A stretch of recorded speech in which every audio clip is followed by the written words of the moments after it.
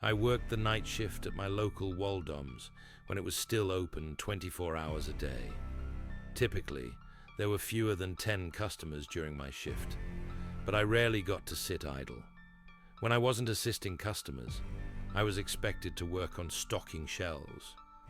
Since it was a larger Waldoms, there was usually at least one other employee in the building, either stocking or cleaning. However, that night, I was the only one on duty. While I was stocking the cereal aisle, I heard something fall in the aisle next to me. Normally, I would hear the loud sliding sound of the store's entrance door, so it startled me to think there might be a customer in the store. But it wasn't strange, at least not yet. When I looked to my left, I saw a man standing at the edge of the aisle, staring blankly at me. "Do you need something, sir?" I asked. "No. Could you just point me to the eggs?" he replied. He didn't look quite right. His face was unusual. Not exactly ugly, but odd, like a character from The Simpsons with an upper lip that protruded too far. I felt uncomfortable about having to ring him up.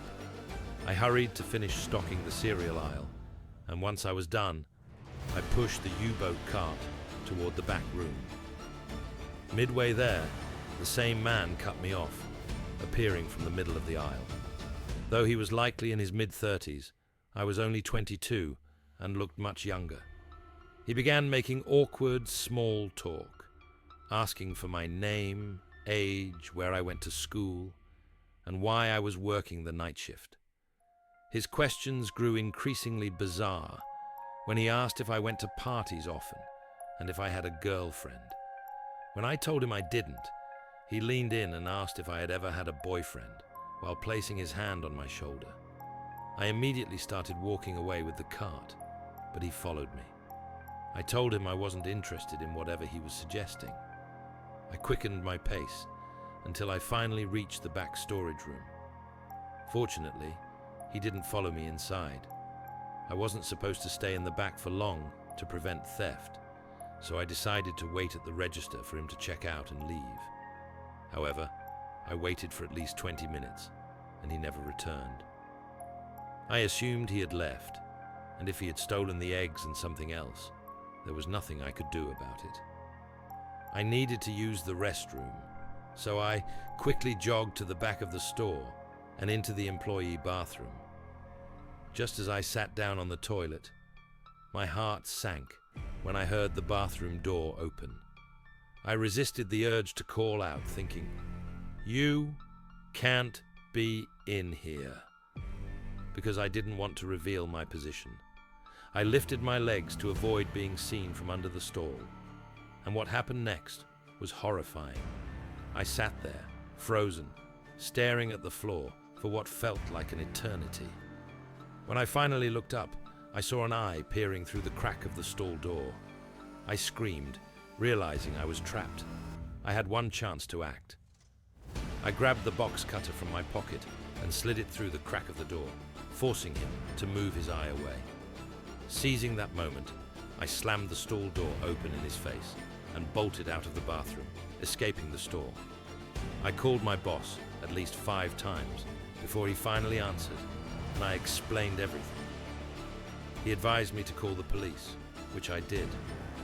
Unfortunately, by the time the cops arrived, the man was no longer in the store.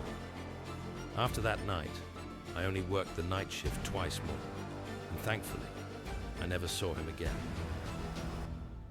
Story 2. Growing up in a small town surrounded by dense forests, I often ventured into the woods with my friends. We had our favorite spots, but there was one area we always avoided, a section where the trees grew unnaturally close, their branches intertwining to block out the sun. Locals called it the Whispering Grove. One summer evening, curiosity got the better of me. I decided to explore the Whispering Grove alone. As I stepped beneath the canopy, the temperature dropped, and an eerie silence enveloped me. The usual forest sounds were absent, no birds, no rustling leaves, just an oppressive quiet. Deeper into the grove, I began to hear faint whispers, indistinct and overlapping, as if multiple voices were speaking at once. I couldn't make out the words, but the tone was urgent, almost pleading. I tried to convince myself it was the wind, but there was no breeze. Suddenly, I stumbled upon a clearing with a single ancient tree at its center. Its bark was blackened, and symbols were carved into its trunk, symbols I didn't recognize. The whispers grew louder, more insistent. I felt a pressure in my head, a pulsing pain behind my eyes. I turned to leave, but the path I had taken was gone.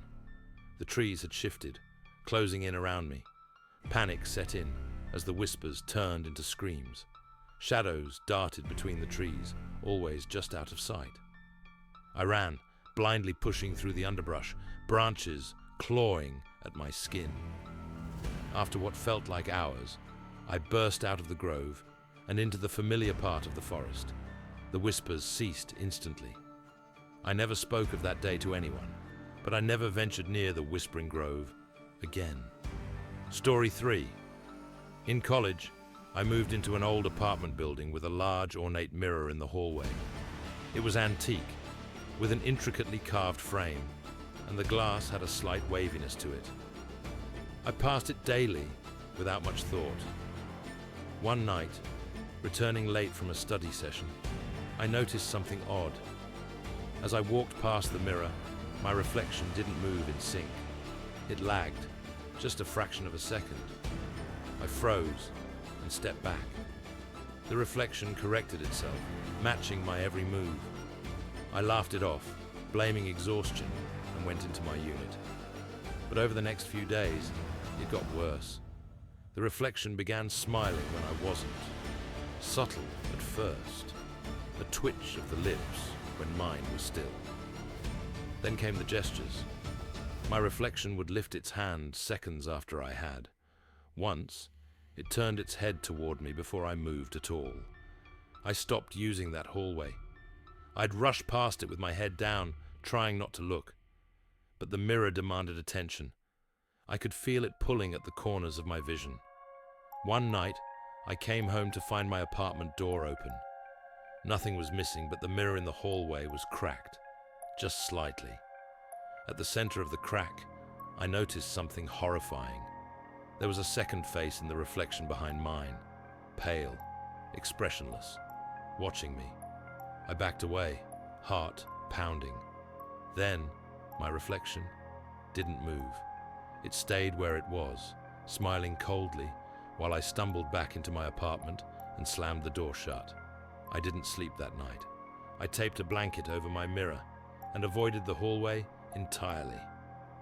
The next morning, the hallway mirror was gone, just gone. I asked the building manager. He said there had never been a mirror there. He looked at me like I was losing it. I moved out 2 weeks later. I still see that reflection sometimes, in glass windows, in black TV screens, just for a second. It's never doing what I am. Story 4. My cousin works as a night porter at an old hotel in upstate New York. It's mostly empty during the off-season. I went to visit him one winter break, and he let me crash in a vacant room on the second floor. It was a nice place, dated but clean. He gave me the key to room 7. As I got settled, I noticed something strange. The room numbers skipped from 5 to 7. There was no room 6. That night, I couldn't sleep. I kept hearing muffled crying through the wall. At first, I thought it was coming from room 5. Then it shifted, closer, like it was coming from the empty hallway. Around 2 a.m., I heard scratching, delicate, slow, like nails against wood. It was coming from the wall behind the headboard. I asked my cousin about it the next morning. He looked pale and avoided my eyes. "We don't talk about room 6, he said. "It's sealed." That night, I stayed up, determined to figure it out. I pushed the dresser aside, revealing faint seams in the wall, like a door had been covered with wallpaper and paint. That's when I noticed something even worse. Someone had written on the wall behind the dresser in smeared ink or blood, "Let me out." I heard the crying again, louder now, almost directly behind the wall. Then came the knock. 3 slow knocks. I bolted out and stayed in the lobby the rest of the night. I asked my cousin one last time.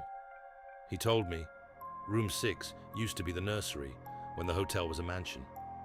A child had died in there, alone. No one knows who sealed the room or why the crying hasn't stopped.